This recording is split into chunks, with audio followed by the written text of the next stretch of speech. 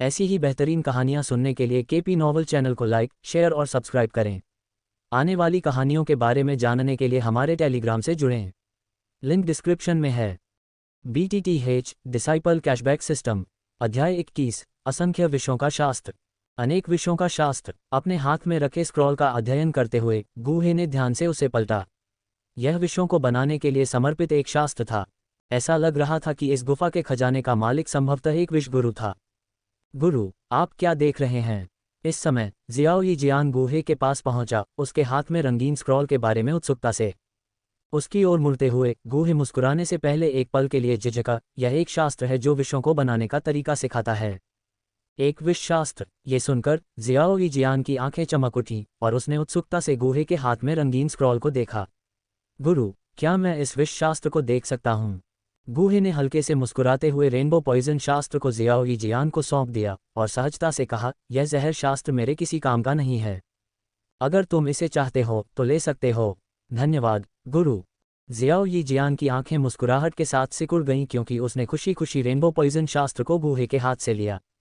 गूहे बिना कुछ कहे हंस पड़ा। तभी सिस्टम से एक अधिसूचना ध्वनि उसके दिमाग में गूंज उठी।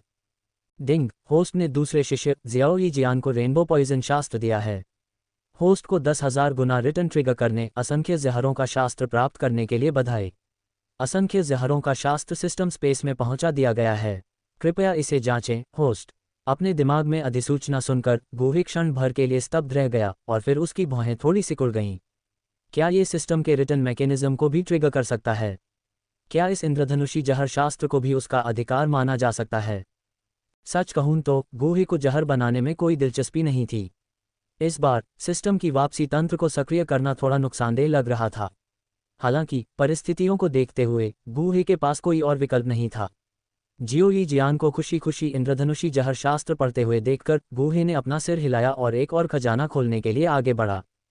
जैसे ही गूहे की आवाज़ धीमी हुई, कसकर बंद पत्थर का बक्सा धीरे धीरे खुल गया। कक्ष के भीतर चांदनी के पत्थरों से रोशन गूहे की निगाह में बक्से की सामग्री सामने आई। एक और स्क्रॉल। बॉक्स के अंदर रखे एक काले स्क्रॉल को देखकर गूहे की भौहें चढ़ गईं।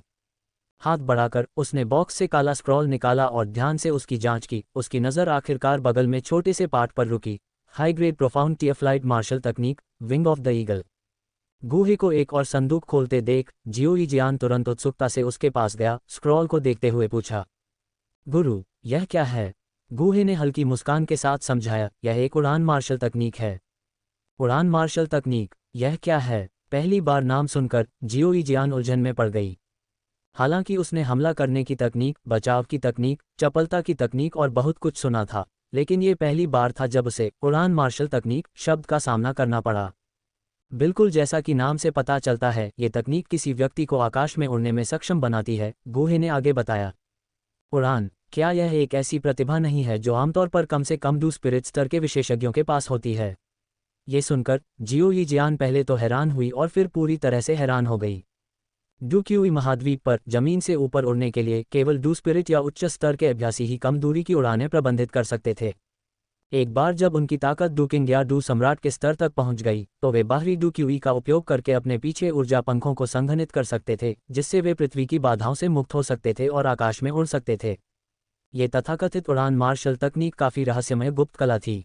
ये साधकों को अपनी पीठ के मेरिडियन के भीतर दो छोटी नसों को फैलाने की अनुमति देती थी। जब तक ये दो नसें फैली हुई थीं, तब तक भले ही साधक की व्यक्तिगत शक्ति डू किंग स्तर तक नहीं पहुंची हो, फिर भी वे पंखों को संघनित कर सकते थे और हवा में उड़ सकते थे। उड़ान एक ऐसा प्रलोभन था जो कई दिलों को झकझोर सकता था। कई विशेषज्ञ उड़ान के आकर्षण के लिए प्रयास करते हुए प्रतीत होता है कि अप्राप्य डू किंग स्तर का लगातार पीछा करते रहे। ऐसी परिस्थितियों में उड़ान मार्शल तकनीक जैसी शॉर्टकट का बहुत महत्व था। कैसे हो? क्या तुम्हें ये पसंद है? जियो यी जियान की उत्सुक अभिव्यक्ति को देखकर गूहे ने हल्के से मुस्कुराया, फिर उसे उड़ान मार्शल तकनीक सौंपते हुए कहा, चूंकि तुम्हें ये पसंद है, इसलिए मैं इसे तुम्हें देता हूँ। इसे अपने शिक्षक द्वारा दिया जाने वाला तीसरा उपहार समझो। सच में? ये सुनकर जियो यी जियान क्षण भर के लिए स्तब्ध रह गई और फिर उसका चेहरा उत्साह से चमक उठा। बचपन से ही उसे सबसे ज्यादा ईर्ष्या उन पक्षियों से होती थी जो आसमान में आज़ादी से उड़ते थे। अब उड़ान मार्शल तकनीक का ये स्क्रॉल उसे उड़ने की क्षमता भी प्रदान करेगा। वह कैसे खुश न हो? सिर्फ उड़ान मार्शल तकनीक का एक स्क्रॉल और तुम इतनी खुश हो। जियाओ यी जियान के उत्साह को देखकर गूहे ने उसके बालों को सहलाया और हंसते हुए कहा, अच्छी तरह से प्रशिक्षण लो और भविष्य में तुम अपने आप उड़ने में सक्षम हो जाओगी। हाँ गुरु, जियाओ यी जियान ने उत्सुकता से सिर हिलाया, उसके विचार पूरी तरह से उसके हाथों में उड़ान मार्शल तकनीक पर केंद्रित थे। गूहे मुस्कुराया और फिर अंतिम खजाने की पेटी खोलने के लिए आगे बढ़ा। अंतिम पेटी के अंदर एक बार फिर एक स्क्रॉल था। इसे खोलने पर गूहे ने पाया कि यह एक उच्च श्रेणी की गहन स्तरीय मार्शल तकनीक थी। जंगली शेर की दहाड़, पूर्णविराम। स्क्रॉल को अपने हाथ में घुमाते हुए गूहे ने इसे अरुचिकर पाया और लापरवाही से इसे अपनी स्थानिक अंगूठी में रख लिया। फिर गुफा को स्कैन करते हुए और कुछ न पाकर गूहे ने जियाओ यी जियान की ओर रुख किया और कहा, शिष्य चलो जाओ। ओह ठीक है, मेरा इंतजार करो। जियाओ यी जियान क्षण भर के लिए हैरान रह गई, फिर उसने दोनों स्क्रॉल को अपनी बांह के नीचे दबा लिया और फूलों की क्यारी की ओर तेजी से चली गई। जल्द ही वह 1 दर्जन जैद की बोतलें पकड़े हुए लौटी, उसके चेहरे पर एक प्रसन्न मुस्कान थी। गुरु चलो। जियाओ यी जियान को ढेर सारी वस्तुओं को उठाते और अपनी बांह के नीचे 2 स्क्रॉल को पकड़े हुए देखकर गूहे के मुंह के कोने पर एक व्यंग्यात्मक मुस्कान आ गई।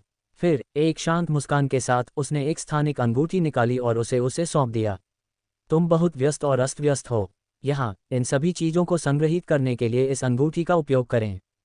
यह एक स्थानिक अंगूठी है। गूहे के हाथ में अंगूठी देखकर जियाओ यी जियान की आंखें चमक उठीं और उसने उत्साह से उससे अंगूठी ले ली। डक्यूई महाद्वीप पर एक स्थानिक अंगूठी एक मूल्यवान वस्तु थी। यहाँ तक कि कई द ग्रैंड मास्टर स्तर के व्यक्तियों के पास भी एक नहीं हो सकती है। वाह, इतना विशाल इंटीरियर। जियाओ यी जियान की चेतना स्थानिक अंगूठी में प्रवेश करती है और वह आश्चर्य में चिल्लाती है। गूहे ने उसे जो स्थानिक अंगूठी दी थी वह स्वाभाविक रूप से साधारण नहीं थी। वास्तव में एक कीमियागर राजा के रूप में अपनी स्थिति को देखते हुए वह साधारण वस्तुओं को नहीं ले जाएगा। फिर एक विचार के साथ जियाओ यी जियान ने अपने पास मौजूद सभी चीज़ों को स्थानिक अंगूठी में संग्रहित किया। बहुत आकर्षक, ये बहुत मज़ेदार है। अपने चेहरे पर एक उत्साहित अभिव्यक्ति के साथ जियाओ यी जियान ने अंगूठी के अंदर की वस्तुओं के साथ खेला, उन्हें बाहर निकाला और उन्हें वापस अंदर रखा। यह नया लग रहा था। ... जियाओ यी जियान को एक बच्चे की तरह खुद का आनंद लेते हुए देखकर गूहे मुंह फड़कने लगा। उसने बीच में टोका, ठीक है शिष्य, हमें अब चले जाना चाहिए। ओह, जियाओ यी जियान आखिरकार रुक गया, फिर गूहे के पीछे गुफा से बाहर निकल गया। अध्याय 22, क्लाउड मिस्ट संप्रदाय में वापस आना। अगले दिन जियाओ यी जियान ने अपना सामान पैक करने के बाद गूहे उसे लेकर किंगशान टाउन से निकल गया। किंगशान टाउन से बाहर निकलते हुए जियाओ यी जियान ने अपनी आंखों में अनिच्छा के भाव के साथ शहर की ओर देखा। आखिरकार उसने वहां कई साल बिताए थे और अचानक चले जाना स्वीकार करना थोड़ा मुश्किल था। शिष्य चलो, अगर तुम जाने का साहस नहीं कर सकते तो तुम भविष्य में कभी भी वापस आ सकते हो।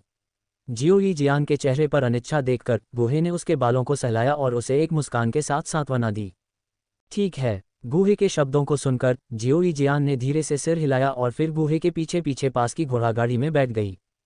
किंगशान टाउन से क्लाउड मिस्ट संप्रदाय की दूरी इतनी थी कि भले ही गूहे अब्दू सम्राट के दायरे में घुस गया था, फिर भी उसे उड़ान में 2 दिन और 2 रातें लग जातीं।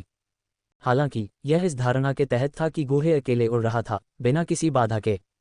लेकिन अब जियाओ यी जियान के साथ वह संभवतः उसे 2 दिन और 2 रात उड़ाने के लिए बाध्य नहीं कर सकता था। इसलिए गूहे ने शाही राजधानी में एक उड़ान परिवहन दल ले जाने की योजना बनाई। इस समय गूहे के सबसे नज़दीकी प्रमुख शहर जियामा साम्राज्य के पूर्वी प्रांत का एक बड़ा शहर था। पैमाने के मामले में यह वुतान शहर से भी अधिक शानदार था। समग्र शक्ति के संदर्भ में ब्लैकरॉक सिटी नामक ये शहर जियामा साम्राज्य के सभी प्रमुख शहरों में शीर्ष स्थान पर था। इस यात्रा पर गूहे का प्राथमिक लक्ष्य सबसे पहले ब्लैकरॉक सिटी पहुंचना था, क्योंकि साम्राज्य द्वारा केवल ऐसे बड़े शहरों को नागरिक उड़ान परिवहन दलों से सुसज्जित किया गया था।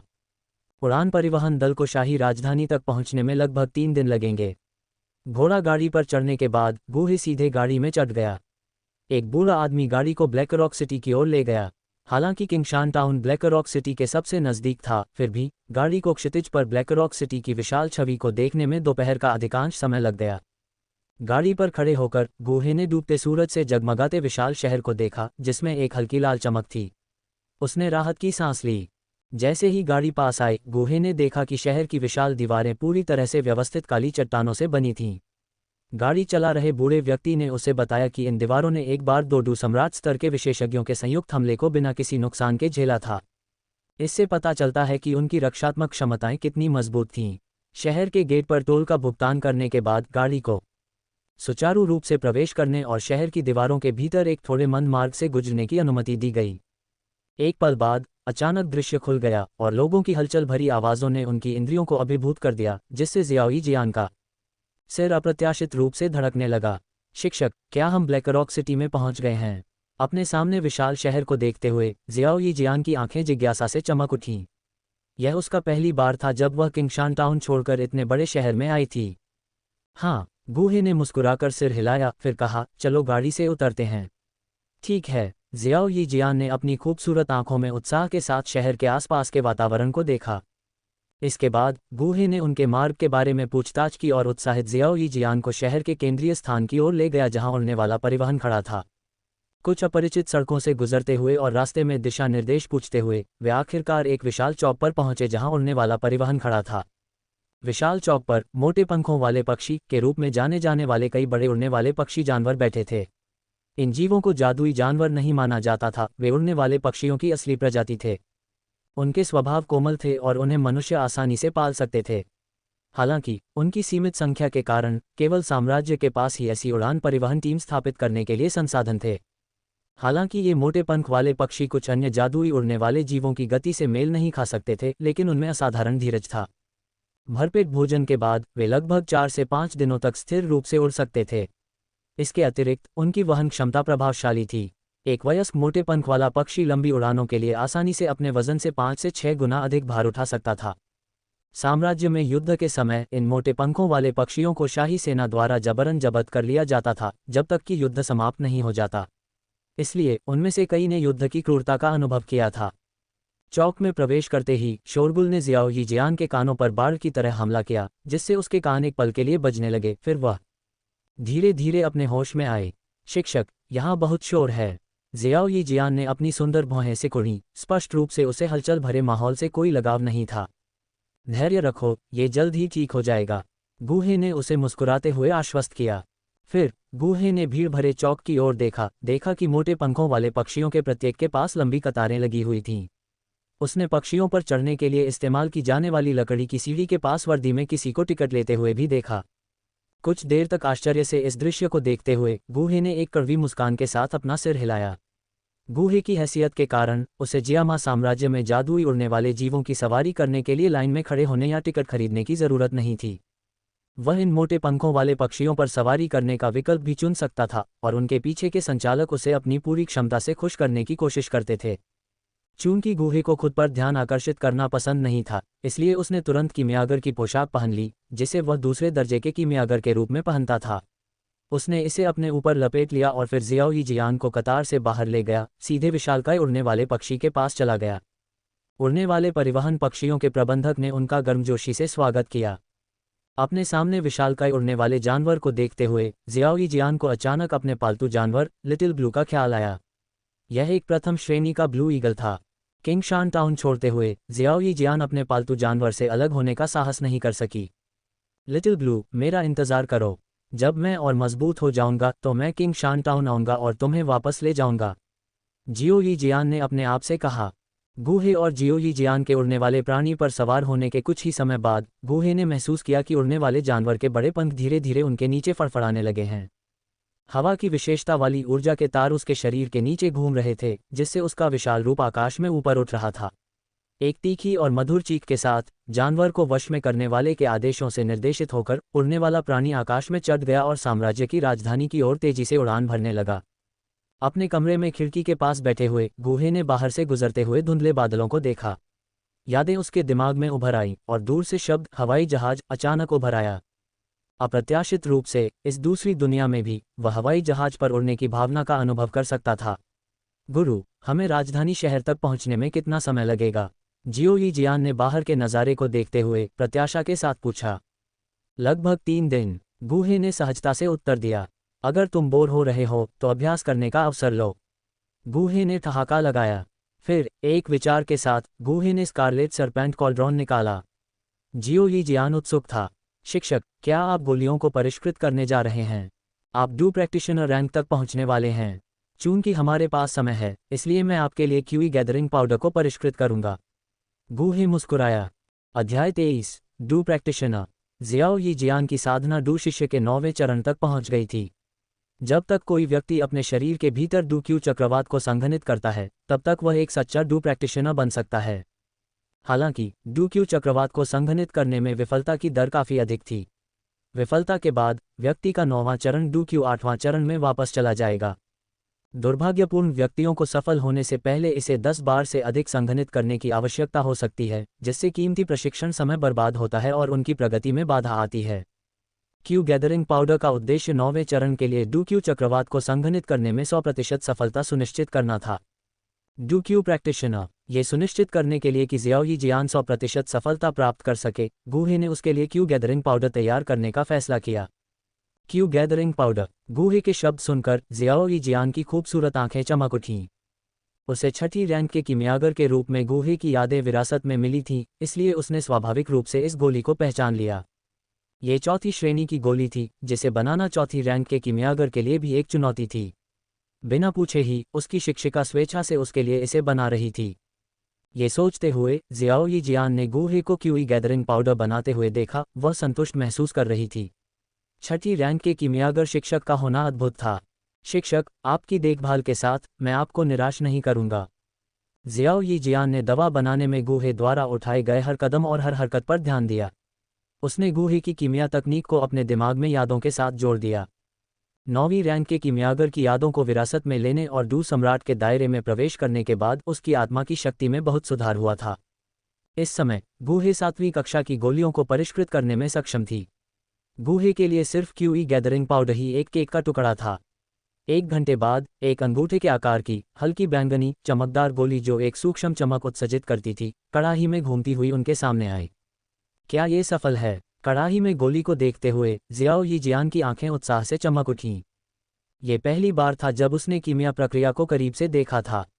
तो इस तरह से गोलियों को परिष्कृत किया जाता है।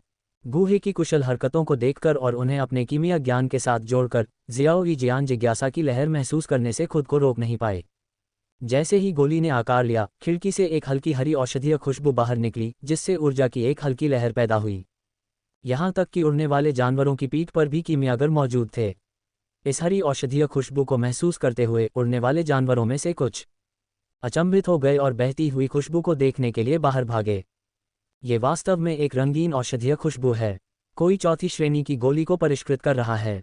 मुझे उम्मीद नहीं थी कि यहाँ कोई चौथी श्रेणी का कीमियागर होगा। लोग उत्साह से चर्चा कर रहे थे, उस कमरे को घूर रहे थे जहाँ गुहे था। आखिरकार जब कोई गोली चौथी श्रेणी में पहुंचती है, तभी वह रंगीन औषधीय सुगंध पैदा कर सकती है। इससे संकेत मिलता है कि गोली को परिष्कृत करने वाला व्यक्ति कम से कम चौथी श्रेणी का कीमियागर था। यह महसूस करते हुए लोगों ने उस कमरे की ओर देखा जहां गुहे था, विस्मय के भाव दिखाते हुए। कमरे में गुहे ने पहले से ही क्यूई गैदरिंग पाउडर को बोतलों में भर लिया था, जिसे उसने परिष्कृत किया था। शिष्य, इस समय के दौरान इस क्यूई गैदरिंग पाउडर का सेवन करें। यूनलान सेक्ट में पहुंचने से पहले डू क्यूई चक्रवात को संघनित करने का प्रयास करें। गुहे ने एक फीकी मुस्कान के साथ शीशी को जियाओ यी जियान को सौंप दिया। हाँ, धन्यवाद गुरु। जियाओ यी जियान ने अपने चेहरे पर कृतज्ञता भरी मुस्कान के साथ शीशी ली। इसे जल्दी से खा लो, गुहे ने मुस्कुराते हुए कहा। मैं तुम्हारा ख्याल रखूंगा। ठीक है। जियाओ यी जियान ने प्यार से सिर हिलाया और हरी गोली बाहर निकाल दी। चमकदार क्यूई गैदरिंग पाउडर को देखते हुए जियाओ यी जियान ने मीठी मुस्कान दी। उसने फिर से मनमोहक खुशबू सूंघी, अपने होठों को चाटा और बिना किसी हिचकिचाहट के गोली अपने मुंह में डाल ली। जैसे ही क्यूई गैदरिंग पाउडर उसके मुंह में गया, उसके भीतर एक हल्की ठंड फैल गई। एक पल के बाद उसके शरीर में गर्म और शुद्ध ऊर्जा की एक लहर दौड़ गई। जियाओ यी जियान का नाजुक शरीर कांप उठा। शांत चेहरे के साथ उसने जल्दी से डू क्यू को अवशोषित करने के लिए हाथ की मुहरें बनाई। उसकी सांस धीरे धीरे स्थिर हो गई क्योंकि उसके भीतर की फीकी डू क्यू ने प्रतिक्रिया दी और शक्तिशाली औषधीय शक्ति के साथ जुड़ गई। आत्मसात करने की एक उन्मत्त प्रक्रिया शुरू हुई। छोटे से कमरे में शांत हवा अचानक लहराने लगी। हवा से फीकी सफ़ेद डू क्यू के धागे रिस रहे थे, जो लगातार जियाओ यी जियान के शरीर में प्रवेश कर रहे थे। अपने होंठ काटते हुए उसकी मेरिडियन के भीतर ऊर्जाओं के टकराव ने दर्दनाक संवेदनाओं के फटने का कारण बना। उसके भीतर डू क्यू ने हरे और शुद्ध ऊर्जा के गुच्छों को ढंक दिया। गहन आत्मसात के माध्यम से हरी ऊर्जा फीकी सफ़ेद डू क्यू में बदल गई और इस सुदृढ़ीकरण के साथ जियाओ यी जियान के शरीर के भीतर डू क्यू का पैमाना स्पष्ट रूप से तेज गति से फैल गया। शुद्ध औषधीय शक्ति लगातार आत्मसात हो रही थी, फिर भी ऐसा लग रहा था जैसे यह एक अंतहीन धारा हो। हर बार जब डू क्यूई ने औषधीय शक्ति का एक बैच आत्मसात किया तो एक और भी बड़ी हरी ऊर्जा आगे बढ़ी। उसके शरीर के भीतर चल रहे आत्मसात और बाहरी डू क्यूई के निरंतर संचार के माध्यम से जियो यी जियान की आंतरिक डू क्यूई ने धीरे धीरे उसके अधिकांश मेरिडियन को भर दिया था। आत्मसात जारी रहा और जैसे जैसे शक्तिशाली औषधीय शक्ति की गति कमजोर होती गई, शक्ति के तेजी से विकास में तल्लीन जियो यी जियान ने अचानक पाया कि उसके शरीर के भीतर डू क्यूई एक ऐसे बिंदु तक फैल गया था जहां यह और नहीं बढ़ सकता था। बूम! एक पल के बाद एक नर्म दबी हुई आवाज चुपचाप जियो यी जियान के शरीर के भीतर गूंज उठी। दबी हुई विस्फोट की आवाज के साथ जियो यी जियान को थका देने वाला प्रतिरोध पतली हवा में गायब हो गया। राहत की सांस लेते हुए वह नीचे गिर गई। उसका पूरा शरीर थका हुआ महसूस कर रहा था और उसकी छाती हिंसक रूप से धड़क रही थी। इसके बाद अपने भीतर डू क्यू चक्रवात को सफलतापूर्वक बनते हुए महसूस करते हुए जियाओ यी जियान ने उत्साह से पास के गुहे की ओर रुख किया। गुरु, मैंने ये कर दिखाया। गुहे जियाओ यी जियान की सफलता की प्रक्रिया को देख रहा था। उसके शब्दों को सुनकर उसने मुस्कुराते हुए सिर हिलाया। हाँ, मैंने इसे देखा। शिष्य, डू प्रैक्टिशनर बनना मजबूत बनने की दिशा में केवल पहला कदम है। आगे का रास्ता अभी भी लंबा है, गुहे ने मुस्कुराते हुए सलाह दी। हाँ गुरु, मैं समझ गया। जियो यी जियान ने चंचलता से सिर हिलाया। उसके चेहरे पर उत्साह झलक रहा था। अपनी शुरुआती उत्तेजना के बीच जाने के बाद जियो यी जियान अपने नए स्तर को स्थिर करने के लिए लगन से कमरे में बैठ गई। इस बीच गुहे की चेतना सिस्टम स्पेस में प्रवेश कर गई। सिस्टम स्पेस के भीतर गुहे ने शून्य में लटके हुए काले स्क्रॉल को देखा और चुपचाप आदेश दिया, सिस्टम, असंख्य जहरों के स्क्रॉल को निकालो। जैसे ही उसके शब्द निकले, उसके दिमाग में तुरंत सूचनाओं का सैलाब उमड़ पड़ा। गुहे ने इसे हल्के में नहीं लिया, अपने दिमाग को एकाग्र किया और सूचनाओं को ध्यान से आत्मसात किया। अध्याय 24, असामान्य जहर के सूत्र। कमरे में गुहे ने अपनी आंखें कसकर बंद कर लीं, पूरी तरह से अपने मन में जानकारी को अवशोषित करने में लीन हो गया। आधे घंटे बाद गुहे की पलकें थोड़ी झपकीं और उसने धीरे से अपनी आंखें खोलीं, जिससे आश्चर्य का संकेत मिला। मूल रूप से गुहे को जहर बनाने में कोई दिलचस्पी नहीं थी। हालांकि असंख्य जहरों के स्क्रॉल में दर्ज जानकारी प्राप्त करने के बाद उसका दृष्टिकोण अचानक बदल गया। ऐसा लग रहा था कि जहर का मास्टर बनना काफी पेचीदा था। असंख्य जहरों के स्क्रॉल में न केवल अनोखे जहरीले पदार्थों को बनाने की विभिन्न विधियां थीं, बल्कि जहर के रास्ते की कई गुप्त तकनीकें भी थीं। अगर वह अंदर की सामग्री में महारत हासिल कर लेता तो वह बिना कोई निशान छोड़े प्रभावी ढंग से मार सकता था, जिससे विरोधी रक्षाहीन हो जाते। बढ़िया सामान। अपने मन में विभिन्न असामान्य जहर के फार्मूलों और गुप्त तकनीकों के बारे में सोचते हुए गुहे के मुंह के कोने पर एक मुस्कान आ गई। 3 दिन बीत गए और जल्द ही उड़ने वाला जानवर शाही राजधानी में पहुंच गया। जैसे ही वे राजधानी के पास पहुंचे, गुहे ने लैंडिंग का इंतजार नहीं किया। वह सीधे जियाओ यी जियान को लेकर युनलैन संप्रदाय की ओर चल पड़ा। युनलैन संप्रदाय युनलैन पर्वत के ऊपर स्थित था, जो राजधानी से केवल कुछ दर्जन मील की दूरी पर था। दोनों काफी करीब थे, एक दूसरे पर निर्भर दो विशाल संस्थाओं की तरह। जियाओ यी जियान को उठाकर गुहे बर्फीले सफेद पहाड़ की चोटी की ओर उड़ गया, जो आकाश को चीरता हुआ प्रतीत हो रहा था। गुहे के लिए कई दर्जन मील की दूरी केवल आधे घंटे की यात्रा थी। शिष्य, हम युनलैन संप्रदाय में पहुंच गए हैं। आकाश में गुहे ने नीचे देखा और जियाओ यी जियान से कहा, जो उसके आलिंगन में था। उसके शब्दों पर जियाओ यी जियान की खूबसूरत आंखें नीचे की ओर मुड़ गईं। उसकी निगाहें पहाड़ के तल से क्षितिज तक फैली हरे पत्थर की सीढ़ियों पर पड़ीं, जो स्वर्ग की ओर जाने वाली सीढ़ी की तरह लग रही थीं। वाह, इतना ऊंचा पहाड़! ये युनलैन संप्रदाय है। आसमान में उड़ते हुए युनलैन पर्वत को देखकर जियाओ यी जियान की आंखों में आश्चर्य की चमक आ गई और वह खुद को रोक नहीं पाए और चिल्ला उठी। गुहे ने जियाओ यी जियान को उठाया और सीधे युनलैन पर्वत की ओर उड़ गया। घुमावदार पत्थर की सीढ़ियों के अंत में धुंध और बादलों के बीच विशाल पत्थरों से पूरी तरह से पक्का एक विशाल चौक था, जो पुरातनता और भव्यता का माहौल पैदा कर रहा था। चौक के बीच में एक विशाल पत्थर का स्मारक खड़ा था, जो बहुत ऊंचा था। इस पर सभी पिछले संप्रदाय के गुरुओं और व्यक्तियों के नाम दर्ज थे जिन्होंने संप्रदाय में महत्वपूर्ण योगदान दिया था। अरे देखो, वह कौन है? युनलैन संप्रदाय के ऊपर उड़ने की हिम्मत किसने की? वह एल्डर गुहे लगता है। ओह, तो ये ठीक है। जियो यी जियान को उठाकर गुहे सीधे युनलैन संप्रदाय के ऊपर चढ़ गया, जिससे स्वाभाविक रूप से कई लोगों का ध्यान आकर्षित हुआ और चर्चाओं की लहर दौड़ गई। युनलैन संप्रदाय के भीतर एक मचान पर युन ने अपनी खूबसूरत आंखों में उलझन के संकेत के साथ शून्य में सफेद आकृति को देखा।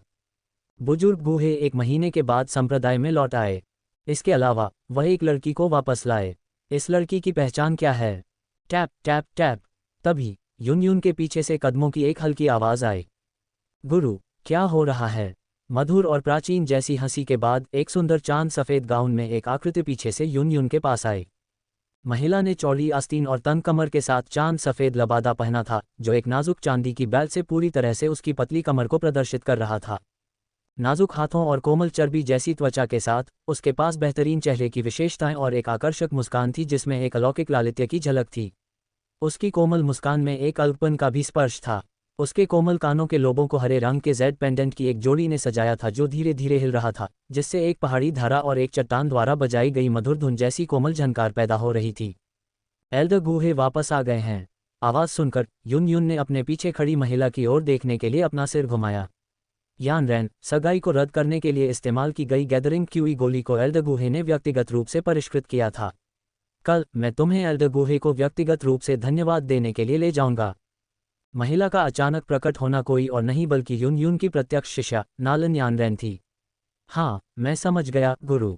उसके शब्दों पर नालन यान रैन की सुंदर आंखें आकाश में सफेद आकृति की ओर मुड़ गईं, उसकी निगाह में सम्मान का भाव था। संप्रदाय गुरु की प्रत्यक्ष शिष्या के रूप में नालन यान रैन ने गुहे के हाथों से कई साधना अमृत प्राप्त किए थे और स्वाभाविक रूप से उनका बहुत सम्मान करती थी। ओह! अचानक एक नर्म विस्मयादिबोधक ध्वनि सुनाई दी।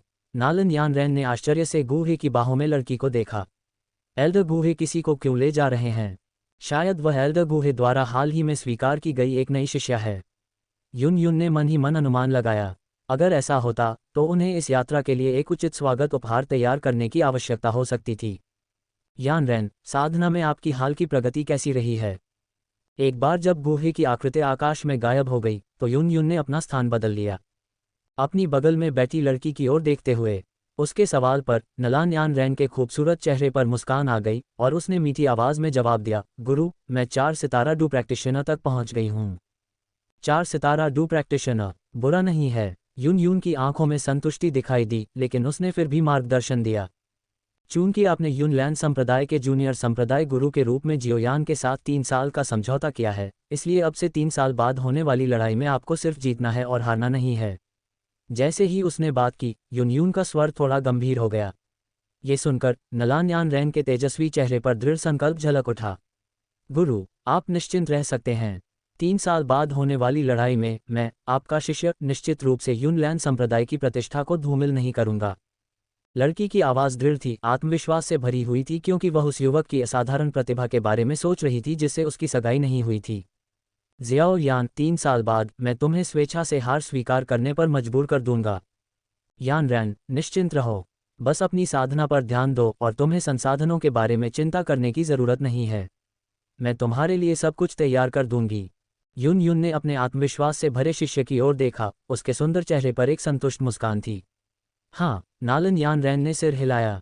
युनलैंड संप्रदाय के कनिष्ठ संप्रदाय गुरु के रूप में उसके पास साधना संसाधनों की कभी कमी नहीं रही। यही वह जगह है जहां मैं रहती हूँ। युनलैंड पर्वत के भीतर गुहे ने ज़ियाओ यान को उठाया और अपने स्वयं के आंगन में रुक गया। गुरु, क्या मैं अब से यहाँ रहूंगी? ज़ियाओ यान ने अपने सामने परिष्कृत और शांत आंगन को देखा। उसकी आंखों में उत्साह झलक रहा था। यह आप पर निर्भर है। गुहे ने सहजता से उत्तर दिया, यदि आप चाहें तो कोई अन्य निवास चुन सकते हैं, या आप इस आंगन में कोई कमरा चुन सकते हैं।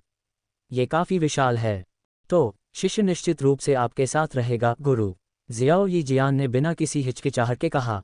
युनलैंड संप्रदाय में वह केवल अपने गुरु को जानती थी, इसलिए कहीं और रहना उसके लिए उपयुक्त नहीं होगा। इसके अलावा अपने गुरु के साथ रहने से मार्गदर्शन प्राप्त करने में सुविधा होगी। हे, जैसा आप चाहें, जब तक तुम खुश हो। गुहे ने प्यार से जियोयान के बालों को सहलाया। शिक्षक, शिक्षक। तभी आंगन के बाहर से कुछ पुकारें सुनाई दीं। अगले ही पल एक उत्साहित युवक आंगन में घुस आया। शिक्षक, आप वापस आ गए। अध्याय 25, टैटू आश्चर्य। शिक्षक, आप वापस आ गए। एक युवक उत्साह से भरे स्वर में गुहे के आंगन में भागा। आवाज सुनकर गुहे को पता चल गया कि वह कौन है। ज़ियाओ यी जियान के अलावा केवल उसके वरिष्ठ शिष्य लियू लिंग ने उसे शिक्षक कहा।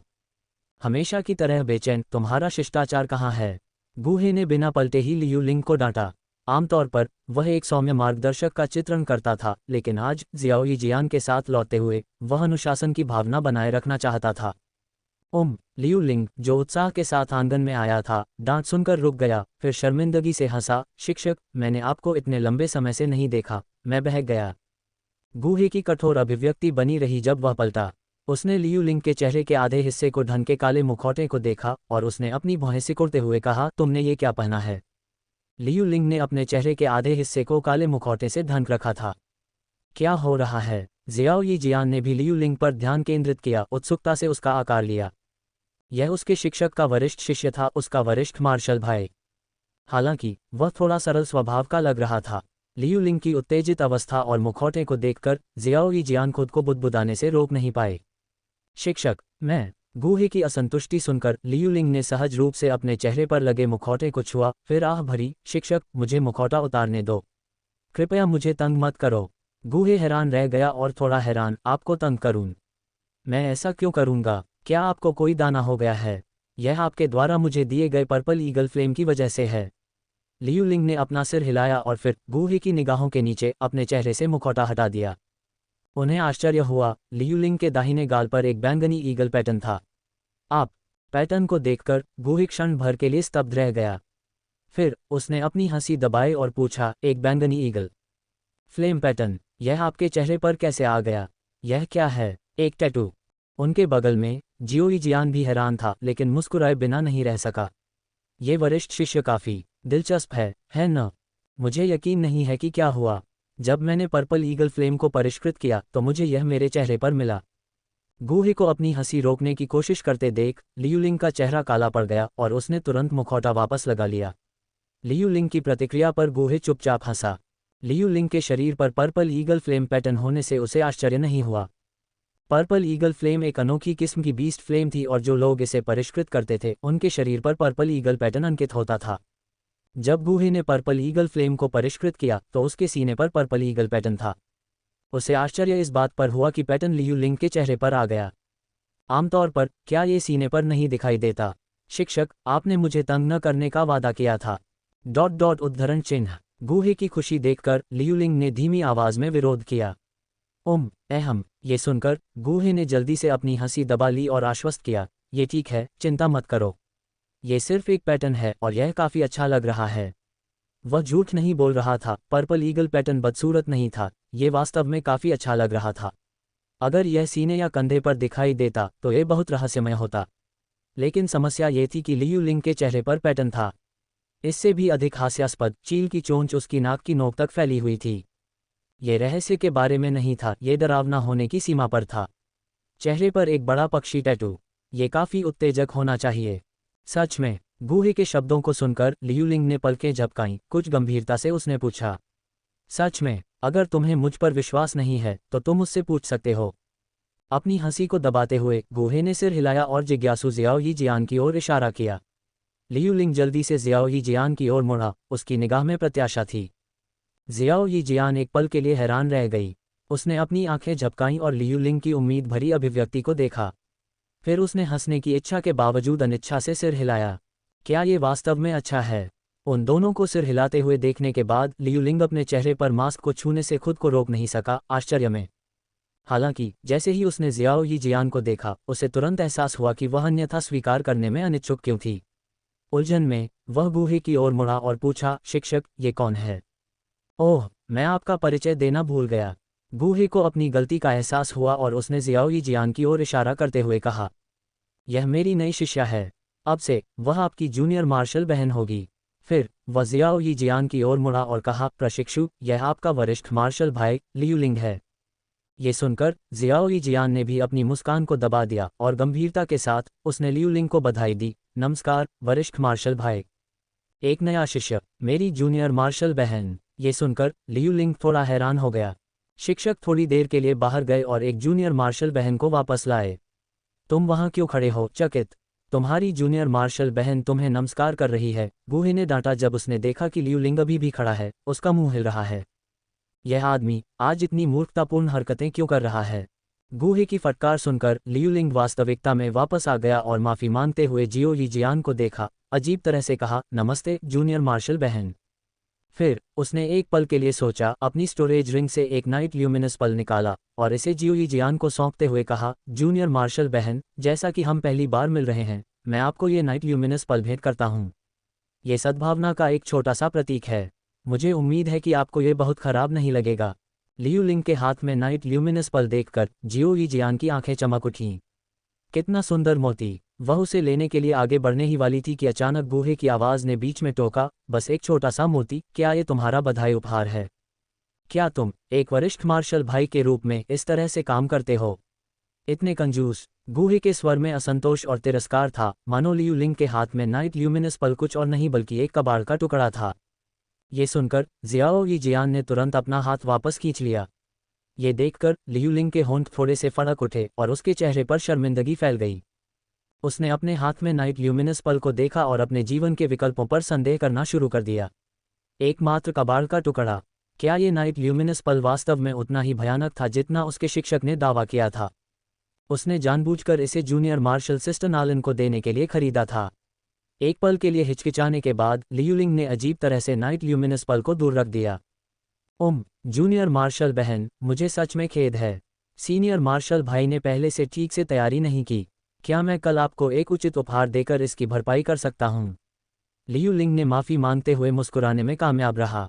कल को छोड़ दें। आपकी जूनियर मार्शल बहन को एक आसान कड़ाही की ज़रूरत है। आप उसे अपनी कड़ाही क्यों नहीं दे देते? बूहे की आवाज़ फिर से गूंज उठी। अध्याय 26, शिष्य को प्रेरित करना। औषधि की कड़ाही। बूहे के शब्दों को सुनकर लियू लिंग एक पल के लिए झिझका, उसके चेहरे पर अनिश्चितता के भाव दिखाई दिए। उसके हाथ में जो कड़ाही थी वह बूहे के स्कारलेट सर्प की कड़ाही जितनी शक्तिशाली नहीं थी, लेकिन ये साधारण कड़ाही से कहीं बेहतर थी। उसने इसे अपने परिवार के प्रभाव का उपयोग करके हासिल किया था, जो कोई आसान उपलब्धि नहीं थी। जब वह इसे नई जूनियर मार्शल बहन को देने के बारे में सोच रहा था तो उसके लिए इसे छोड़ना थोड़ा मुश्किल था। लियू लिंग शाही राजधानी में लियू कबीले से था। हालांकि कबीले की ताकत शीर्ष 3 प्रमुख परिवारों के बराबर नहीं थी, फिर भी इसमें बूहे के शिष्य बनने के बाद इस नए दर्जे ने लियू कबीले को कुछ प्रतिष्ठा दिलाई, जिससे उन्हें शीर्ष 3 परिवारों में भी थोड़ा सम्मान मिला, जिससे उनका प्रभाव और बढ़ गया। यह क्या है? तुम एक साधारण कड़ाही से अलग होने का जोखिम नहीं उठा सकते? बूहे की आवाज़ में असंतोष की झलक थी। ऐसा नहीं है। ये देखकर कि उसके शिक्षक थोड़ा परेशान हो रहे थे, लियू लिंग ने जल्दी से समझाया, गुरु, ये कड़ाही मेरे लिए वाकई उपयोगी है।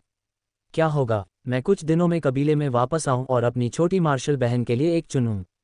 उपयोगी है न? तो तुम इसे खुद इस्तेमाल कर सकते हो। ये सुनकर बूहे ने इस मामले पर आगे नहीं बढ़ाया और बेपरवाही से कहा, मैं तुम्हें अगले महीने स्कारलेट सरपेंट कड़ाही देने की योजना बना रहा था, लेकिन चूंकि तुम्हारे पास पहले से ही एक कड़ाही है जिससे तुम सहज हो, चलो इसे भूल जाते हैं। स्कारलेट सरपेंट कड़ाही, इसे मुझे दे दो। बूहे के शब्दों को सुनकर लियू लिंग के हाव भाव बदल गए। लियू लिंग ने बूहे की स्कारलेट सरपेंट कड़ाही देखी थी। यह एक 4 टोंटी वाली कड़ाही थी जिसे वह पाने के लिए तरस रहा था। हालांकि जब लियू लिंग ने अतीत में इसे उधार लेना चाहा था तब भी बूहे ने मना कर दिया था, लेकिन अब बूहे कह रहा था कि वह स्कारलेट सरपेंट कैल्ड्रॉन लियू लिंग को देना चाहता था। लियू लिंग को इस पर विश्वास करना मुश्किल लगा। क्या स्कारलेट सरपेंट कैल्ड्रॉन उसके शिक्षक की सबसे बेशकीमती संपत्ति नहीं थी? वह उसे कैसे दे सकता था? शिक्षक मजाक कर रहा होगा। हालांकि फिर भी लियू लिंग ने अभी भी बूहे को उम्मीद के साथ देखा और धीरे से पूछा, शिक्षक, क्या आप गंभीर हैं? ये सुनकर बूहे ने मन ही मन हंसी, लेकिन उसके चेहरे पर एक अप्रसन्न भाव बना रहा। क्या आपको लगता है कि मैं भी आपके जितना ही तुच्छ हूं? एक मामूली कैल्ड्रॉन पर हाथ धोना। इसके अलावा आपके शिक्षक ने आपसे कब झूठ बोला है? यदि आप वास्तव में अपने कबाड़ कैल्ड्रॉन से अलग होने का जोखिम नहीं उठा सकते हैं तो मैं आपको मजबूर नहीं करूंगा। मैं अपनी स्कारलेट सरपेंट कैल्ड्रॉन आपकी जूनियर मार्शल बहन के लिए छोड़ दूंगा। किसने कहा कि मैं इसे छोड़ नहीं सकता? बूहे की पुष्टि के साथ लियू लिंग का रवैया पूरी तरह से बदल गया और वह अजीब तरह से हंसा। शिक्षक, आपकी स्कारलेट सरपेंट कैल्ड्रॉन एक फोर्स पाउट्स कैल्ड्रॉन है और मेरी जूनियर मार्शल बहन की वर्तमान ताकत के साथ वह अभी इसका उपयोग नहीं कर सकती है। मैं इसे उसके लिए स्वीकार करूंगा। बोलने के बाद लियू लिंग ने तुरंत अपनी स्टोरेज रिंग से एक हरे रंग की कैल्ड्रॉन निकाली और जियाओ यी जियान को देखकर मुस्कुराया। जूनियर मार्शल बहन, इस कैल्ड्रॉन को ग्रीनवुड कैल्ड्रॉन कहा जाता है। ये निश्चित रूप से एक खजाना है। मैं इसे आपको एक ग्रीटिंग उपहार के रूप में पेश करूंगा। इसका अच्छे से ख्याल रखना। जियाओ यी जियान ने लियू लिंग के तेजी से बदलते हाव भावों को देखा, कुछ पल के लिए प्रतिक्रिया करने में असमर्थ। उसने असमंजस में अपनी आंखें झपकाईं और बूहे की ओर देखा। चूंकि तुम्हारा वरिष्ठ मार्शल भाई इसे तुम्हें दे रहा है, इसलिए आगे बढ़ो और इसे स्वीकार करो। बूहे ने मुस्कुराते हुए जियाओ यी जियान की ओर सिर हिलाया। ठीक है। जियाओ यी जियान ने आखिरकार सिर हिलाया, अपने सामने ग्रीनवुड कैल्ड्रॉन को खुशी से देखते हुए। छठी कक्षा के कीमियागर के रूप में गुहे की विरासत को स्वीकार करने के बाद से जियाओ यीजियान व्यक्तिगत रूप से गोलियों को परिष्कृत करना चाहती थी। हालांकि वह एक कड़ाही की कमी के कारण ऐसा करने में असमर्थ थी। अब हाथ में ग्रीनवुड कॉल्ड्रॉन के साथ उसकी इच्छा आखिरकार पूरी हो गई। उसने खुशी से कड़ाही को छुआ और फिर उसे अपनी स्थानिक अंगूठी में रख दिया। इन सब के बाद जियाओ यीजियान को एहसास हुआ कि वह कुछ भूल गई थी। वह लियू लिंग की ओर मुड़ी और धीरे से कहा, धन्यवाद वरिष्ठ मार्शल भाई। इसका जिक्र मत करो जूनियर मार्शल बहन, ये तो बस एक कड़ाही है। लियू लिंग ने बेपरवाही से अपना हाथ हिलाया। उसका रवैया अब पहले से उलट था। अगर भविष्य में तुम्हें कुछ समझ में न आए तो बेझिझक मेरे पास आओ, मैं तुम्हारी मदद करके बहुत खुश होऊंगा। जियो यीजियान ने सिर हिलाया और मुस्कुराया, धन्यवाद वरिष्ठ मार्शल भाई। किनारे पर गुहे ने सुना और कुछ हद तक अवाक महसूस किया। जियो यीजियान ने पहले ही अपनी छठी कक्षा की कीमियागर विरासत को स्वीकार कर लिया था। कीमिया के ज्ञान के मामले में वह लियू लिंग से आगे निकलने में सक्षम थी, और फिर भी लियू लिंग अभी भी उसका मार्गदर्शन करने की पेशकश कर रही थी। शिक्षक, आप देखिए, मैंने अपनी कड़ाही पहले ही जूनियर मार्शल बहन को दे दी है। तो लगभग ग्रीनवुड कॉल्ड्रॉन देने के बाद लियू लिंग ने गुहे के वादे के बारे में सोचा और प्रत्याशा के साथ उसकी ओर देखा। क्या मैंने नहीं कहा था कि मैं इसे अगले महीने तुम्हें दे दूंगा? गुहे ने एक भान उठाए। तुम इतनी जल्दी में क्यों हो? क्या तुम्हें अपने शिक्षक के शब्दों पर भरोसा नहीं है? गुहे ने लियू लिंग को खजाना दिए हुए 1 महीने से भी कम समय बीता था। अब स्कारलेट सरपेंट कॉल्ड्रॉन भेजने से सिस्टम की वापसी तंत्र सक्रिय नहीं होगा। हालांकि 1 महीना बहुत दूर नहीं था, बस कुछ दिन बाकी थे। मैं हिम्मत नहीं कर सकता गुरु। लियू लिंग ने जल्दी से अपना सिर नीचे कर लिया, यह महसूस करते हुए कि उसने बहुत जल्दी पूछकर हद पार कर दी थी। उसे अभी भी गुहे के शब्दों पर बहुत भरोसा था। आखिरकार गुहे ने पहले भी उसे अपनी सबसे प्रिय बैंगनी ईगल लॉ और 7वीं कक्षा की आत्मा साधना तकनीक सिखाई थी। क्या वह वास्तव में एकमात्र स्कारलेट सर्प कड़ाही के बारे में चिंतित होगा? गुरु, आप थोड़े समय के लिए ही गए हैं, मैं इतने कम समय में कैसे सफलता प्राप्त कर सकता हूँ? गुहे की असंतुष्टि सुनकर लियू लिंग ने थोड़े दुखी स्वर में जवाब दिया, यह क्या है? क्या तुम अब मेरी अवहेलना कर रहे हो? गुहे ने लियू लिंग को एक सख्त नज़र से देखा और फिर आगे कहा, ये सौदा है। अगर तुम 10 दिनों के भीतर 6 सितारा डू प्रैक्टिशनर बन सकते हो तो मैं न केवल तुम्हें स्कारलेट सरपेंट कॉल्ड्रॉन दूंगा, बल्कि मैं तुम्हें पिछली बार की तरह तकनीकों के एक और प्रसारण का अवसर भी दूंगा। कैसा रहेगा? हालांकि गुहे अपने शिष्यों के लिए हर महीने तकनीकों का प्रसारण करता था, लेकिन उसे उम्मीद थी कि वे उस पर बहुत ज़्यादा निर्भर नहीं होंगे। इसलिए उसने उन्हें प्रेरित करने के लिए ऐसी विधियों का सहारा लिया। इस विचार को ध्यान में रखते हुए गुहे आह भरने से खुद को रोक नहीं सका। वह अपने शिष्यों को प्रेरित करने के लिए तकनीकों के प्रसारण का उपयोग करने में सक्षम एकमात्र व्यक्ति था। इसके अलावा कोई दूसरा रास्ता नहीं था। उच्च स्तर की साधना उपयोगी थी। ये सुनकर गुहे की ओर देखते ही लियू लिंग की आंखें अविश्वास में चौड़ी हो गईं। गुरु, क्या आप गंभीर हैं? गुहे मुस्कुराया और सिर हिलाया। जब तक तुम वह पूरा करते हो जो मैंने कहा है, तब तक ये सच है। बहुत बढ़िया, मैं 10 दिनों के भीतर निश्चित रूप से सफलता प्राप्त करूंगा। लियू लिंग की अभिव्यक्ति तुरंत अत्यधिक प्रेरित हो गई जब उसने तकनीकों के पिछले संचरण के दौरान सफलता प्राप्त करने की रोमांचक अनुभूति के बारे में सोचा। किनारे पर जियो यीजियान ने उनकी बातचीत सुनी और तकनीकों के पिछले संचरण के दौरान अपनी सफलता की यादें उसके दिमाग में भर गईं। साधना में उड़ान भरने की भावना वास्तव में अद्भुत थी। जूनियर शिष्य, यही बात आप पर भी लागू होती है। जब तक आप उस समय के भीतर 2 सितारा डू प्रैक्टिशनर बन सकते हैं, मैं आपको तकनीकों के एक और संचरण के साथ पुरस्कृत भी करूंगा। गुहे ने जियो यीजियान से वादा किया क्योंकि उसने उसकी आंखों में ईर्ष्या देखी। गुरु, आप वास्तव में अद्भुत हैं। जियो यीजियान की आंखें चमक उठीं और उसने और भी कठिन अभ्यास करने का संकल्प लिया। गुहे के वादों ने तुरंत उनके 2 शिष्यों में उनकी भविष्य की साधना के लिए प्रेरणा की लहर जगा दी। आखिरकार तकनीकों के एक और संचरण का प्रलोभन बस विरोध करने के लिए बहुत बड़ा था। अध्याय 27, सम्राट की सर्वोच्च गोली। ठीक है, अब और चर्चा करने की जरूरत नहीं है, अपनी साधना पर ध्यान केंद्रित करो। गुहे ने युनशान के चेहरे पर उत्साहपूर्ण भाव देखा, अपना हाथ हिलाया और सख्ती से कहा, याद रखो, साधना करते समय अपनी कीमिया साधना में भी ढिलाई मत बरतो। शिष्य आज्ञा का पालन करता है। लियू लिंग ने प्रसन्नतापूर्वक उत्तर दिया और उत्साह के साथ प्रांगण से बाहर निकल गया।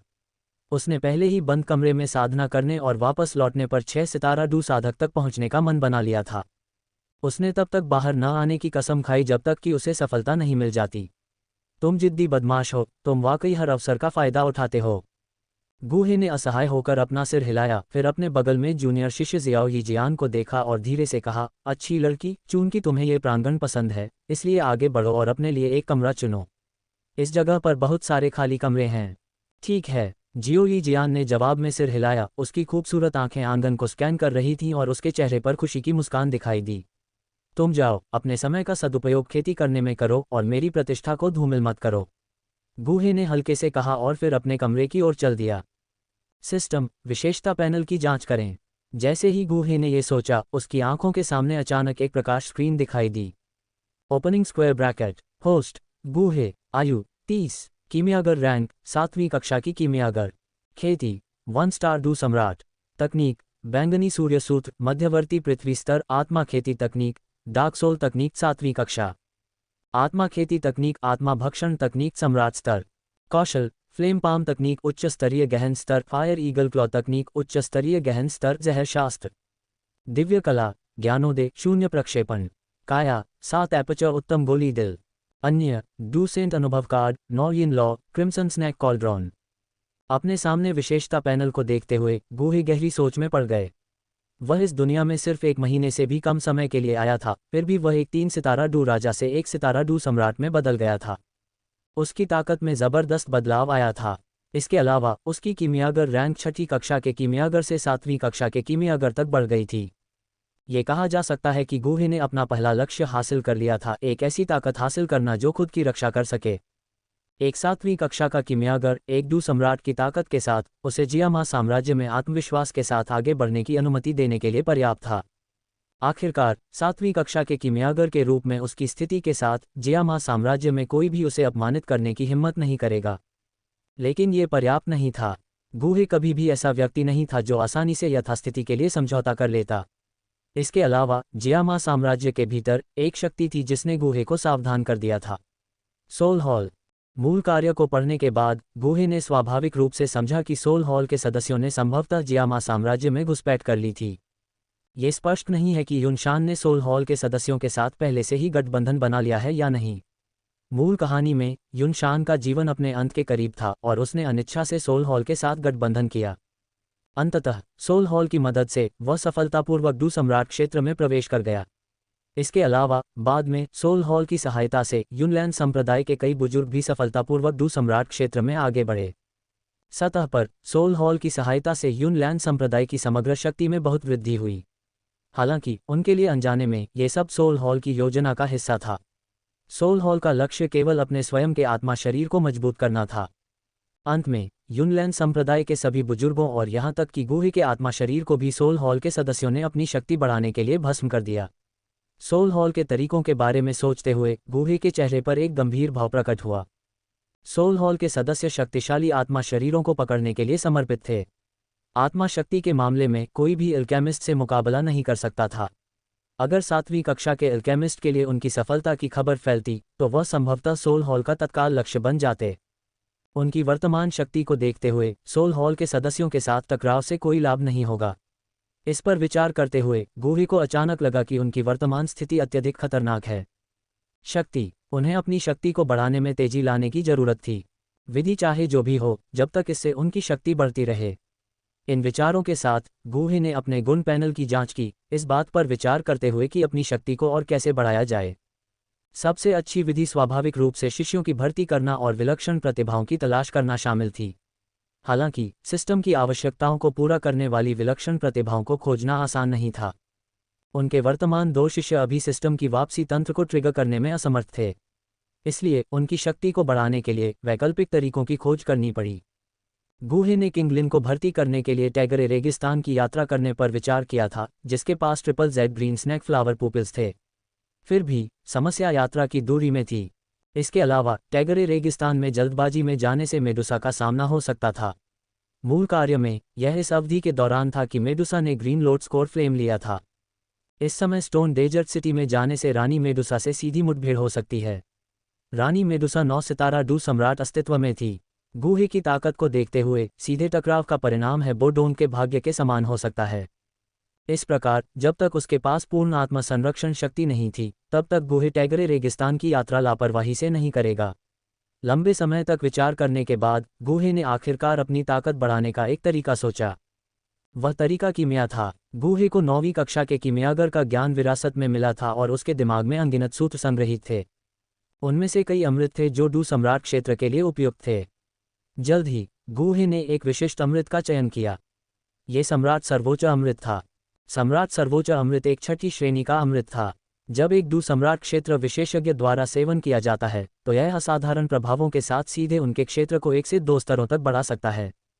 हालांकि प्रत्येक व्यक्ति अपने जीवनकाल में केवल एक सम्राट सर्वोच्च अमृत का सेवन कर सकता है। अमृत के प्रभावों के बारे में सोचते हुए गूहे की आंखों में एक दृढ़ निश्चयी चमक चमक उठी। ये वही है। हालांकि कुछ ही समय बाद गूहे हैरान हो गया। सम्राट सर्वोच्च अमृत को परिष्कृत करने के लिए आवश्यक सामग्री भी बेहद कीमती थी।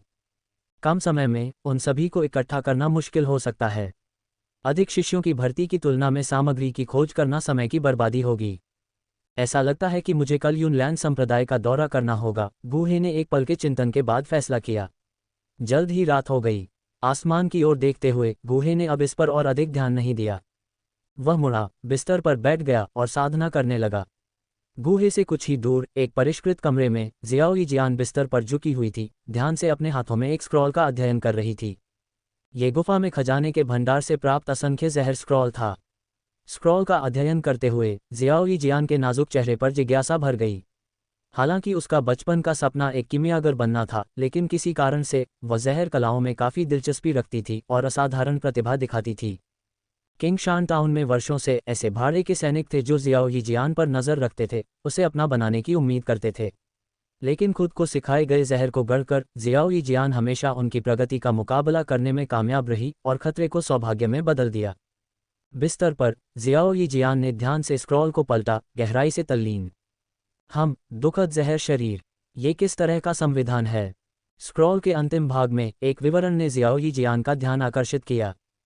शोकपूर्ण विष शरीर के निचले पेट पर एक धुंधली 7 रंग की छिपी हुई रेखा होती है। ये रेखा शरीर के अंदर जहर की सांद्रता के साथ साथ बढ़ती है। एक बार जब 7 रंग की रेखा हृदय की स्थिति तक फैल जाती है तो ये शोकपूर्ण विष शरीर का चरम क्षण होता है। साथ ही मालिक को असंख्य जहरों के क्षरण से असहनीय दर्द का अनुभव होगा।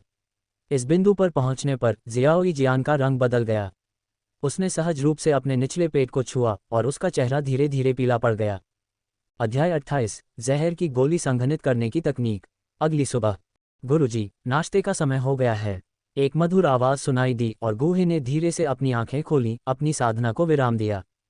ये लड़की इतनी जल्दी उठ गई और नाश्ता भी तैयार कर दिया। इसे शिष्य के रूप में लेना सार्थक था। गूहे के मुंह के कोने पर मुस्कान दिखाई दी जब वह बिस्तर से उठा और दरवाज़ा खोला। चरमराहट। दरवाज़ा खुला जिसमें एक छोटा सिर दिखाई दिया जिसके हाथ में खाने का कंटेनर था। गुरुजी, मैंने दलिया बनाया है, एक कटोरा लें। जियाओ यीजियान मीठी मुस्कान के साथ अंदर आए। अच्छा शिष्य, क्या वह कल रात ठीक से सोई नहीं? उसके चेहरे पर काले घेरे क्यों हैं? गूहे ने जियाओ यीजियान के चेहरे पर नज़र डाली और हल्की हंसी के साथ पूछा। उसके शब्दों पर जियाओ यीजियान के हाव भाव थोड़े बदल गए, लेकिन उसने जल्दी से अपनी मुस्कान वापस पा ली और कहा, शिष्य बहुत उत्साहित थी और कुछ देर तक सो नहीं पाए। इसमें उत्साहित होने की क्या बात है? गूहे ने अपना सिर हिलाया। वे दोनों अपना दलिया खाने के लिए बैठ गए, लेकिन गूहे ने देखा कि जियाओ यीजियान विचलित लग रही थी, विचारों में खोई हुई थी। इस लड़की के दिमाग में कुछ चल रहा होगा। अचानक गूहे को शोकपूर्ण विष शरीर शास्त्र का ख्याल आया। वह शायद जानती है कि उसके पास शोकपूर्ण विष शरीर है और वह इसके बारे में चिंतित है। जियाओ यीजियान की आंखों में चिंता के संकेत देखकर गूहे समझ गया। हालांकि उसने तुरंत इस ओर ध्यान नहीं दिया और बिना किसी जल्दबाजी के अपना दलिया खाना जारी रखा। शिष्य, जल्दी से अपना दलिया खा लो, अगर यह ठंडा हो गया तो इसका स्वाद अच्छा नहीं लगेगा। गूहे ने जियाओ यीजियान से आग्रह किया। हाँ गुरु। जियाओ यीजियान अपने विचारों से बाहर निकली, मुस्कुराने की कोशिश की और अपनी निराशा को छिपाया। थोड़ी देर बाद उन्होंने अपना दलिया खा लिया और जियाओ यीजियान कटोरे साफ करने के लिए उठ गई। रुको छोटी लड़की, उन्हें अभी एक तरफ रख दो, तुम्हारे शिक्षक को तुमसे कुछ चर्चा करनी है। गूहे ने अपना मुंह पोंछा और अचानक बोल पड़ा। गूहे की बातें सुनकर जियाओ यीजियान के हाव भाव थोड़े बदल गए, उसकी आंखों में घबराहट की झलक दिखाई दी। उसने धीरे से जवाब दिया, हाँ टीचर। क्या तुम्हारे मन में कुछ है? क्या तुम इसे अपने टीचर से साझा करना चाहोगी? गूहे की आवाज़ कोमल थी। टीचर, मैं। ये सुनकर जियाओ यीजियान ने गूहे की ओर देखा, बोलने में संघर्ष कर रही थी।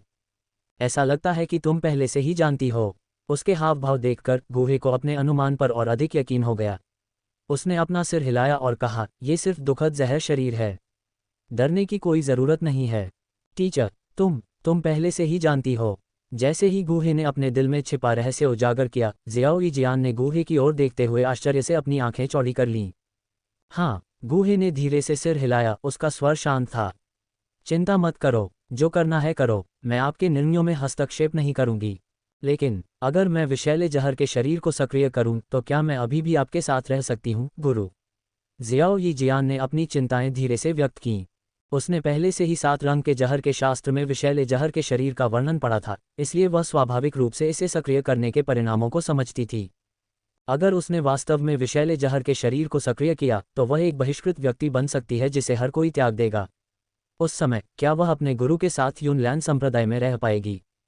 उसे इससे भी ज्यादा डर था कि उसका गुरु उसे संप्रदाय से निकाल सकता है। क्यों नहीं? गूहे ने हंसते हुए कहा, जब मैंने आपको अपना शिष्य स्वीकार किया तो मुझे आपके विषैले जहर के शरीर के बारे में पहले से ही पता था। अगर मैंने आपको अपना शिष्य बनाने की हिम्मत की तो मेरे पास स्वाभाविक रूप से एक समाधान है, गूहे ने आत्मविश्वास से कहा। सच में? ज़ियाओ यीजियान की आंखें उसके शब्दों पर तुरंत चमक उठी, उसका चेहरा खुशी से भर गया। आश्चर्य! मैंने तुमसे कभी झूठ कब बोला है? गूहे ने शांत भाव से भौहें उठाईं। नहीं, टीचर ने मुझसे कभी झूठ नहीं बोला। अपने शोकपूर्ण विष शरीर के लिए समाधान को देखते हुए ज़ियाओ यीजियान की आंतरिक चिंता गायब हो गई और उसका जीवंत और हंसमुख व्यवहार वापस आ गया। हे, यहाँ आओ, तुम्हारा शिक्षक तुम्हें अभी समाधान सिखाएगा। गूहे ने मुस्कुराते हुए ज़ियाओ यीजियान को पास आने का इशारा किया। हाँ, ये सुनकर ज़ियाओ यीजियान प्रत्याशा से भरा हुआ पास आया और गूहे के सामने खड़ा हो गया। फिर गूहे ने ज़ियाओ यीजियान के माथे पर उंगली रखते हुए दिव्य प्रकाश तकनीक का उपयोग किया। एक पल में ज़ियाओ यीजियान को लगा कि उसके दिमाग में सूचनाओं का एक सैलाब उमड़ पड़ा है। लापरवाही बरतने की हिम्मत न करते हुए ज़ियाओ यीजियान ने अपना पूरा ध्यान इस सूचना को प्राप्त करने पर केंद्रित कर दिया। एक पल के बाद गू ने अपनी उंगली वापस खींच ली और संचारण तकनीक को रोक दिया। उसने अभी अभी ज़ियाओ यीजियान को जो जानकारी भेजी थी वह असंख्य जहर शास्त्र में दर्ज एक गुप्त तकनीक थी। इसे जहर खाने और अमृत को संघनित करने की तकनीक कहा जाता था। ये तकनीक कुछ हद तक मूल कहानी में याओ लाओ द्वारा वर्णित जहर की गोली तकनीक के समान थी। हालांकि प्रभावशीलता के मामले में जहर खाने और अमृत को संघनित करने की तकनीक जहर की गोली तकनीक से कहीं आगे निकल गई। गूहे ने अनुमान लगाया कि असंख्य जहर शास्त्र संभवतः एक जहर गुरु द्वारा लिखा गया था जिसके पास शोकपूर्ण जहर शरीर था। क्योंकि जहर खाने और अमृत को संघनित करने की तकनीक विशेष रूप से शोकपूर्ण जहर शरीर के लिए तैयार की गई थी। ये तकनीक विषैले विष शरीर को सक्रिय करने से होने वाली सभी कमियों को पूरी तरह से हल कर सकती है। विष को भक्षण करने और अमृत को संघनित करने की इस तकनीक को विकसित करने के बाद व्यक्ति अपनी इच्छानुसार अपने शरीर के भीतर मौजूद शक्तिशाली विषों को नियंत्रित कर सकता है, जिससे संपर्क में आने पर भी दूसरों को नुकसान नहीं पहुंचता। थोड़ी देर बाद ज़ियाओ यीजियान ने अपने दिमाग में जानकारी को अवशोषित कर लिया और धीरे धीरे अपनी आंखें खोलीं। विष को भक्षण करने और अमृत को संघनित करने की तकनीक, ये सोचना कि इस दुनिया में इतनी गहरी गुप्त तकनीक मौजूद है, ऐसा लगता है जैसे इसे विशेष रूप से मेरे लिए बनाया गया था। अपने दिमाग में मौजूद सामग्री को याद करते हुए ज़ियाओ यीजियान की आंखें विस्मय से भर गईं। अपने दिमाग में मौजूद सामग्री को याद करते हुए ज़ियाओ यीजियान की आंखें विस्मय से भर गईं। विषैले संघनित करने वाली गोली की तकनीक के साथ उसे अब विषैले विष शरीर को सक्रिय करने की कमियों के बारे में चिंता करने की जरूरत नहीं थी। इसके अलावा वह अन्य विष गुरुओं की तरह अजीबोगरीब निगाहों को झेले बिना एक सामान्य व्यक्ति की तरह रह सकती थी। अब कोई चिंता नहीं है न? गूहे ने एक प्रसन्न स्वर में कहा, ज़ियाओ यीजियान के चेहरे पर चमकती मुस्कान को देखते हुए। हाँ शिक्षक, धन्यवाद, ज़ियाओ यीजियान ने ईमानदारी से गहराई से भावुक होकर कहा। इस क्षण में वह बेहद भाग्यशाली महसूस कर रही थी कि भाग्य ने उसे उसके शिक्षक के पास पहुंचा दिया। अन्यथा अगर उसने भविष्य में विपत्ति विष शरीर को सक्रिय किया होता तो वह नहीं जानती कि दुनिया का सामना कैसे करना है। हाँ, भविष्य में साधना पर ध्यान केंद्रित करो। दुखद विष शरीर स्वर्ग से एक उपहार है। दबाव महसूस मत करो। तुम्हें पता है दूसरे लोग तुम्हारे पास ऐसे होने के कारण ईर्ष्या करते हैं। गूहे ने हल्के से मुस्कुराया और चिढ़ाया। गूहे के शब्द मजाक नहीं थे। शोकपूर्ण जहर शरीर संविधान वाले लोग लंबे समय तक क्यूई साधना की आवश्यकता के बिना मजबूत बन सकते हैं, उन्हें केवल जहरीली गोलियां खाने की जरूरत थी। उनका शोकपूर्ण जहर शरीर एक रहस्यमय विधि के माध्यम से जहर की शक्ति को स्वचालित रूप से एक अद्वितीय विषाक्त क्यूई में बदल देगा। विषाक्तता जितनी अधिक मजबूत होगी, उनकी ताकत के लिए लाभ उतना ही अधिक होगा।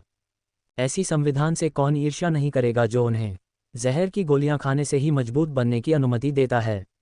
उल्लेख नहीं करने के लिए वर्तमान जियाओ जियान ने पहले ही सीख लिया था कि शोकपूर्ण जहर शरीर की कमियों को कैसे दूर किया जाए। अब से वह मजबूत बनने के लिए स्वतंत्र रूप से जहर की गोलियां खा सकती है। इस बारे में सोचते हुए गूहे को ईर्ष्या का स्पर्श महसूस हुआ। हाँ, इस समय गूहे की अभिव्यक्ति बदल गई और उसकी आत्मा शक्ति तुरंत पीछे हटने से पहले फैल गई। युन युन क्यों आया है? और नालन यानरान के साथ? ठीक है, यह एकदम सही है। मुझे भी उससे कुछ बात करनी है। अध्याय 29। क्या गुरु और गुरु अंकल में बहुत अंतर है? संप्रदाय के भीतर एक मंडप में कई व्यक्ति एक दूसरे के सामने बैठे थे। संप्रदाय गुरु की अप्रत्याशित यात्रा। क्या मैं उद्देश्य पूछ सकता हूँ? गूहे ने अपने सामने युन युन को एक परिष्कृत भाव से देखा। युन युन के बगल में सफ़ेद पोशाक में एक लड़की बैठी थी, नालन यानरान। अपने सामने परिष्कृत और सुंदर गूहे को देखते हुए युन युन पिछले कीमिया सत्र के दौरान मोहक दृश्य को याद किए बिना नहीं रह सकी। उसका दिल थोड़ा हिल गया, लेकिन उसके चेहरे पर एक शांत मुस्कान थी। बड़े गूहे, इस बार हमारी यात्रा का मुख्य कारण यानरान के लिए आभार व्यक्त करना है। बोलने के बाद युन युन ने उसके बगल में नालन यानरान से फुसफुसाते हुए कहा, यानरान, इस टूटी हुई सगाई के बारे में बड़े गूहे ने व्यक्तिगत रूप से आपके लिए गैदरिंग क्यूई गोली बनाई है। आपको ये भावना याद रखनी चाहिए। युन युन के शब्दों को सुनकर नालन यानरान जल्दी से उठ खड़ा हुआ, गूहे को थोड़ा झुकाया और सम्मानपूर्वक कहा, धन्यवाद एल्डर गूहे। अत्यधिक शिष्टाचार की कोई आवश्यकता नहीं है। गूहे ने धीरे से सिर हिलाया, उसकी मुस्कान सहज थी। मैंने अपनी आंखों से यानरान को संप्रदाय में प्रवेश करते देखा। स्वाभाविक रूप से मैं उसके मामलों में निष्क्रिय रूप से खड़ा नहीं रह सकता। ये सुनकर नालन यानरान के सुंदर चेहरे पर भी मुस्कान की एक झलक दिखाई दी। उसके दिल में वह हमेशा गूहे के बारे में एक अनुकूल धारणा रखती थी।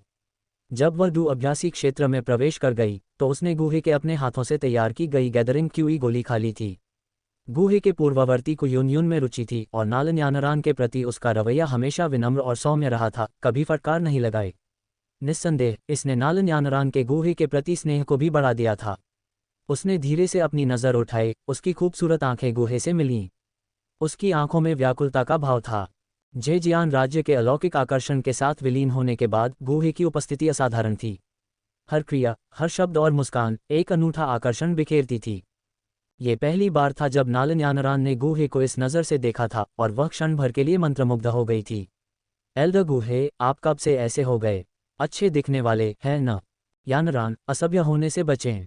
नालन यानरान को लगातार गूहे को घूरते हुए देखकर युन युन की भौहें हल्के से सिकुड़ गईं, उसकी आवाज़ ठंडी हो गई। युन युन की आवाज़ सुनकर नालन यानरान अपनी कल्पना से बाहर आ गई। अपने पिछले व्यवहार को महसूस करते हुए उसके गालों पर एक हल्की लाली छा गई और उसने जल्दी से माफ़ी मांगी, मैं माफ़ी मांगती हूँ एल्डर गूहे। यानरान असभ्य था। गूहे ने इस बारे में ज़्यादा नहीं सोचा, यह मानते हुए कि छोटी लड़की एक पल के लिए विचारों में खो गई होगी। उसने एक सौम्य भाव बनाए रखा, कोई नुकसान नहीं हुआ।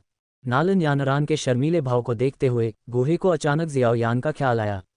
उसने बेपरवाही से पूछा, यानरान, क्या टूटी हुई सगाई के लिए वुटैन शहर की यात्रा करना आसान था? क्या जियाओ कबीले ने विवाह को रद्द करने पर सहमति जताए? गूहे के शब्दों पर नालन यानरान के दिमाग में तुरंत जियाओ कबीले में अपने अनुभव याद आ गए। उसकी अभिव्यक्ति धीरे धीरे गहरी हो गई।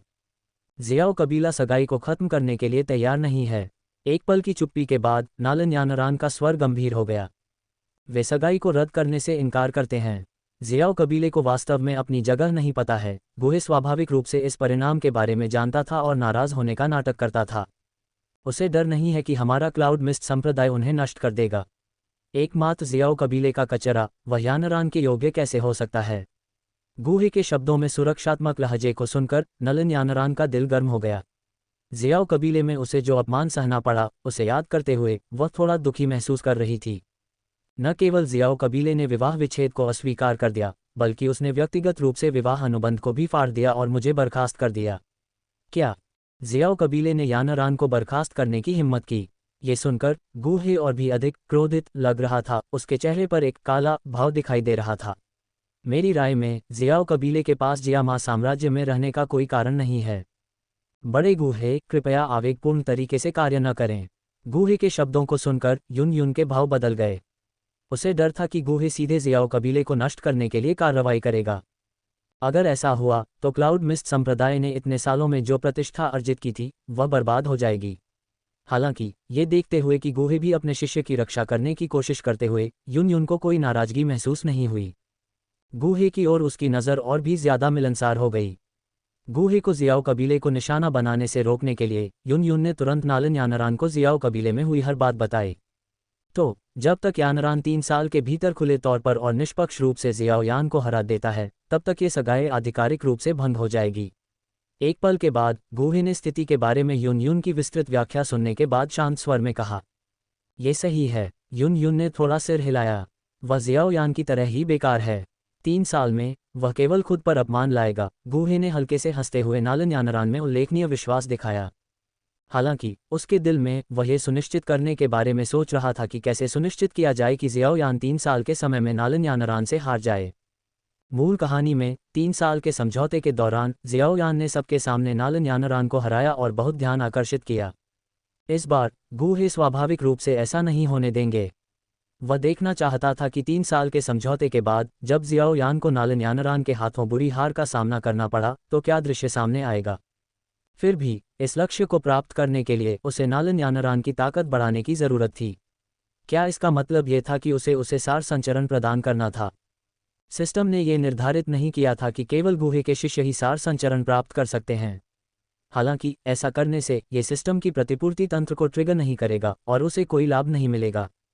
इससे गुहे को थोड़ा धोखा महसूस हुआ। काश मैं नालन यानरान को अपना शिष्य बना पाता।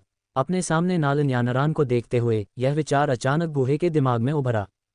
हालांकि नालन यानरान पहले से ही युन की शिष्या थी, संप्रदाय गुरु की प्रत्यक्ष शिष्या। वह संभवतः उसकी शिष्या कैसे बन सकती थी। इस बात को ध्यान में रखते हुए गुहे थोड़ा असहाय महसूस कर रहा था और इस विचार को छोड़ने वाला था। लेकिन तभी गुहे के दिमाग में प्रेरणा की एक चिंगारी चमक उठी। उसकी नज़र उसके सामने बैठी युन पर गई और उसके होठों के कोनों पर एक अचेतन मुस्कान उभर आई। अगर वह युन का स्नेह जीत सकता है तो क्या वह नालन यानरान का मास्टर अंकल नहीं बन जाएगा। चाचा मास्टर और मास्टर बिल्कुल एक जैसे होने चाहिए, है न। अगर सब कुछ विफल हो गया तो वह इस युवती को अपने गुरु के रूप में संबोधित करने के लिए कह सकता है और यह बहुत मुश्किल नहीं होना चाहिए। यह विचार जड़ पकड़ गया और गुहे को इसकी व्यवहार्यता पर अधिक विश्वास हो गया। इसके अलावा ये दृष्टिकोण उसकी इच्छाओं के साथ अच्छी तरह से मेल खाता था। जैसे ही उसकी नज़र युन के नाजुक और आकर्षक चेहरे पर पड़ी, गुहे का इस योजना को आगे बढ़ाने का दृढ़ संकल्प और मजबूत हो गया। नालन यानरान को अपना शिष्य बनाना, युन को जीतना शुरू करना। भावना। गुहे की नज़र कभी कभी उस पर पड़ती थी। युन खुद को असहज महसूस करने से नहीं रोक पाती थी। ध्यान न देने का नाटक करते हुए उसने धीरे से अपनी मुद्रा को समायोजित किया और अधिक सीधी बैठी और अपने फिगर को उभारने के लिए थोड़ा आगे झुकी। गुहे की नज़रों को देखते ही युन का दिल तेजी से धड़कने लगा। वह उसकी आंखों में आंखें डालने की हिम्मत नहीं कर पाए। एल्डर गुहे मुझे क्यों घूरते रहते हैं? क्या ऐसा हो सकता है कि उन्हें मुझमें दिलचस्पी है? ऐसे विचार उसके दिमाग में कौंध रहे थे। युन के चेहरे पर एक हल्की सी लाली फैल गई। अध्याय 30। युन का उत्साह। वरिष्ठ गुहे, निश्चिंत रहें। 3 साल के समझौते के भीतर मैं निश्चित रूप से जियाओ यान को हरा दूंगा और हमारे युनलैंड संप्रदाय के सम्मान को बनाए रखूंगा, नालन यानरान ने दृढ़ता से आश्वासन दिया, दोनों के बीच बदलते भावों से अनजान। ठीक है, आपकी प्रतिभा के साथ जियाओ यान की तुलना में क्या है? गुहे ने बाहरी तौर पर नालन यानरान की बातों से सहमति जताई, लेकिन अंदर ही अंदर संदेह था। मूल साजिश के अनुसार नालन यानरान को 3 साल में जियाओ यान के हाथों करारी हार का सामना करना पड़ा, जो युनलैंड संप्रदाय के लिए बहुत शर्मनाक होगा। इस परिणाम को बदलने के लिए उसे अपनी योजना का पालन करना था। सबसे पहले उसे युन को जीतना था। कृपया कुछ चाय लें। उस समय जियाओ जियान एक चाय की ट्रे लेकर मंडप में आया, तीनों के सामने सुगंधित चाय रखते हुए और धीरे से कहा, वरिष्ठ गुहे, क्या ये युवती आपकी नई स्वीकृत शिष्या हो सकती है? हाँ। गुहे ने थोड़ा सिर हिलाया, फिर जियाओ जियान का परिचय युन से कराया। ये हमारे युनलैंड संप्रदाय के संप्रदाय गुरु हैं। आइए और अपना सम्मान प्रकट कीजिए। जियाओ जियान संप्रदाय गुरु को सम्मान प्रकट करती है। हल्की मुस्कान के साथ जियाओ जियान ने विनम्रतापूर्वक युन का अभिवादन किया। जियाओ जियान, ये नाम प्यारा लगता है और आपके व्यवहार के अनुकूल है, युन ने मुस्कुराते हुए प्रशंसा की। आपके दयालु शब्दों के लिए धन्यवाद, संप्रदाय गुरु।